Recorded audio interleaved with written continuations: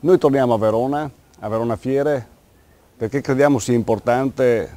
continuare un'iniziativa che guarda l'impresa del Veneto, guarda l'impresa di qualità, che punta alla innovazione e alla sostenibilità.